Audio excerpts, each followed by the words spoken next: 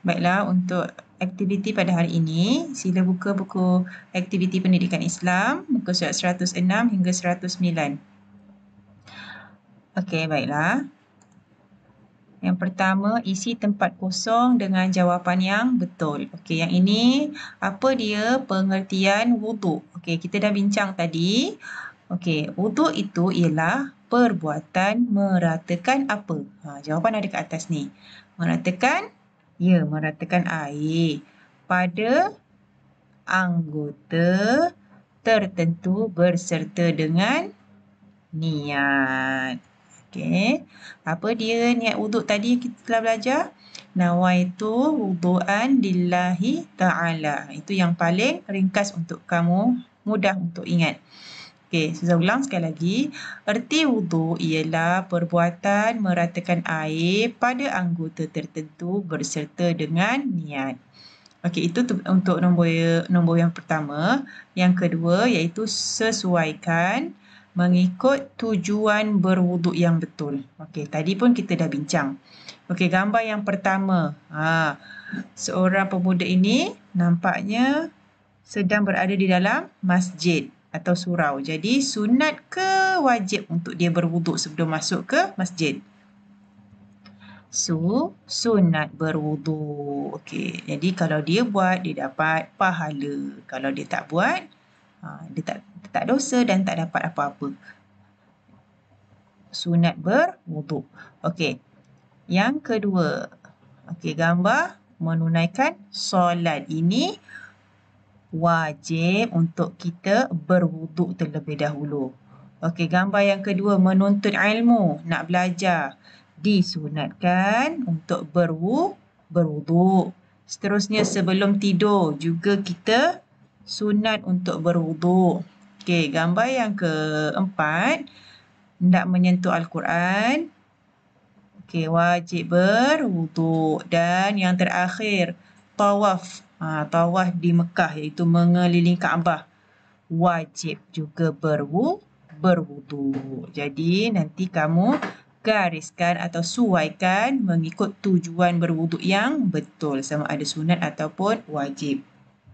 Okey, seterusnya yang ketiga, warnakan anggota wuduk dan tulis rukun atau sunat berwuduk.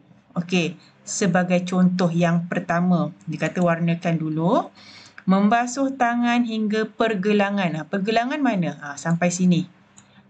Sebagai contoh, tengok dekat dalam gambar ni. Jadi, kamu warnakan gambar tangan ni hanya sampai pergelangan tangan. Kemudian kelaskan rukun atau sunat wuduk ini. Kalau sampai pergelangan, hanyalah sunat, bukan rukun.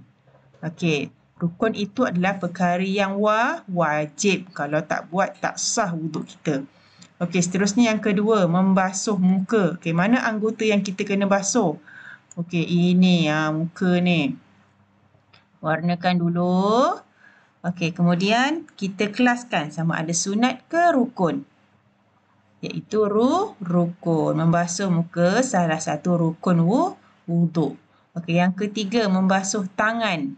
Jadi, dia tunjuk sampai siku ni kan. Jadi, membasuh tangan hingga ke siku. Okey, warnakan.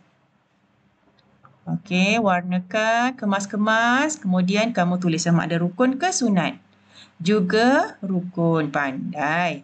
Okey, seterusnya menyapu kepala. Daripada sini. Okey, bukan dahi kepala. Okey. Menyapu kepala. Ini rukun ke sunat? Iaitu rukun juga. Seterusnya membasuh telinga. Ni dia dah bulatkan. Telinga. Okey. Rukun atau sunat? Sunat. Dan yang terakhir membasuh kaki. Membasuh kaki sampai sini. Sampai ke buku lali. Jadi rukun ke sunat? Iaitu rukun. Okey. Yang pertama kamu kena warnakan anggota wuduk. Kemudian tulis sama ada rukun atau sunat. Okey, seterusnya. Untuk yang muka surat 108, okey, yang ini Ustazah minta kamu cuba buat sendiri. Okey, kamu boleh rujuk buku teks yang kita bincang tadi, muka surat 98 dan 99. Kamu hanya perlu nomborkan mengikut urutan sahaja. Sebagai contoh, yang pertama, disunatkan untuk kita bersugi terlebih dahulu. Seterusnya apa? Ada berapa semua ni? 1, 2, 3, 4, 5, 6, 7, 8, 9, 10, 11, 12. Ada 12. Jadi nombor 1 yang ini, nombor 2 yang mana? Sampailah yang nombor 12. Cuba buat sendiri, rujuk buku teks muka surat 98 dan 99. Dan yang terakhir, okey, ini kelaskan. Ini juga kita dah bincang tadi. Yang mana kat sini perkara yang makruh dan yang mana perkara yang membatalkan wuduk. Okey, sebagai contoh, yang makruh. Makruh ni kalau kita tak buat, lebih baik. Dia tak membatalkan wuduk tapi lebih baik untuk kita tinggalkan. Okey.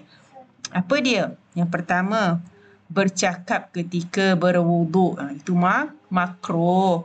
Seterusnya yang kedua, berlebihan menggunakan air ataupun membazir. Okey. Bercakap. Yang ini, bercakap. Berlebihan menggunakan air. Lagi apa? Dan mendahulukan anggota kiri. Ini semua termasuk dalam perkara makruh ketika berwuduk. Okey? Lebih baik tinggalkan. Okey.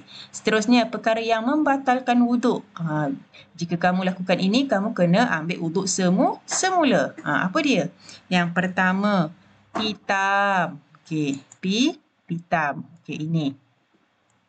Okey, yang kedua, apa dia perkara yang membatalkan wuduk? Iaitu terkentut. Okay, jadi kalau terkentut, kena ambil wuduk semula.